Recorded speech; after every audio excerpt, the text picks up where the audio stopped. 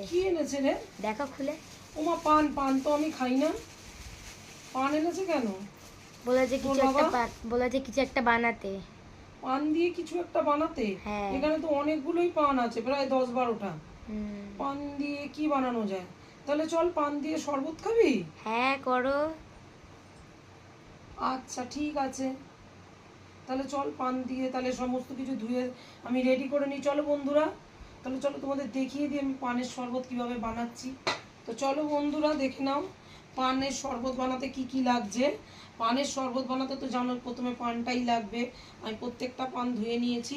তারপর লাগছে টক দই, তারপরে লাগবে দেখো মৌরি, গোটা মৌরি, তারপরে লাগছে এলাচ, গোটা এলাচ 7-8টা লাগছে। লাগবে সাজানোর জন্য গোলাপ ফুল।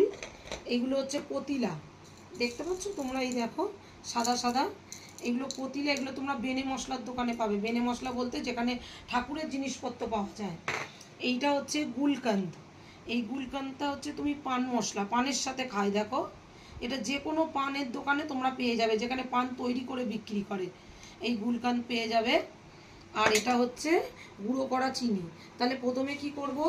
প্রথমে করব হচ্ছে কতিলাটা ভিজিয়ে দেবো 1 ঘন্টার জন্য। আর এই মৌরি এলাচ আমি একসাথে 1 ঘন্টার জন্য ভিজিয়ে দেবো। তো চলো তারপর আমি কিভাবে কি করছি। আর পানগুলোকে ছোট ছোট করে কেটে পেস্ট করে নিতে হবে। হ্যাঁ, তো চলো দেখাচ্ছি তোমাদেরকে কিভাবে কি করছি আমি। 1 ঘন্টা পর ফিরে আসছি। গো। তো দেখো বন্ধুরা 1 ঘন্টা হয়ে গেছে। 1 ঘন্টার পর পতিলা যেটা তোমাদের দেখালাম বেনে মশলার দোকানে পাবে, ওইটা ঠিক এই জলে ভিজে এরকম হয়ে যাবে। তোমরা একটু ভালো করে করার সময় একটু ভালো করে নেড়ে দেবে। দেখতেই পাচ্ছ এই পজিশানে চলে আসবে। আমি জল কমও দিইনি বেশিও দিইনি, মাপ মাপ দিয়েছি, তাই জল বেশি হয়নি। আর দেখো আদা মৌরিটাকেও আমি একসঙ্গে পেস্ট করে নিয়েছি। দেখতে পাচ্ছ খুব মিহি করে পিষতে হবে। আর এই দেখো পানটা আমি পেশাই করে নিয়েছি। আর এই যে টক দইটাও এর মধ্যে নিয়ে নিয়েছি। টক দইয়ের মধ্যে আমি সামান্য দেখো স্বাদ আনার জন্য সামান্য একটু দিলাম, বিট নুন দিলাম, দেখতেই পাচ্ছ। আর এই যে খানিকটা চিনি দিয়ে দেবো, গুঁড়ো চিনি। আমি চিনিটা গুঁড়ো করে রেখেছি, তোমরা তোমাদের স্বাদ অনুযায়ী নুন চিনি দেবে, তবে নুনটা সামান্যই দিতে হবে। তো চলো এবার আমি টক দইটাকে মিক্সির জারে ঘুরিয়ে নিয়ে দেখাচ্ছি।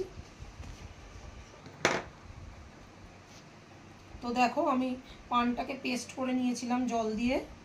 আর এই দেখো এবার এই গুলকানটাও আর একটুখানি এর মধ্যে মিশিয়ে, এই পানের পাতার পেস্টের মধ্যে মিশিয়ে এটাকে আরেকবার একটুখানি আমি পেস্ট করে নেবো। আর বন্ধুরা তোমরা চাইলে একটু ফুড কালার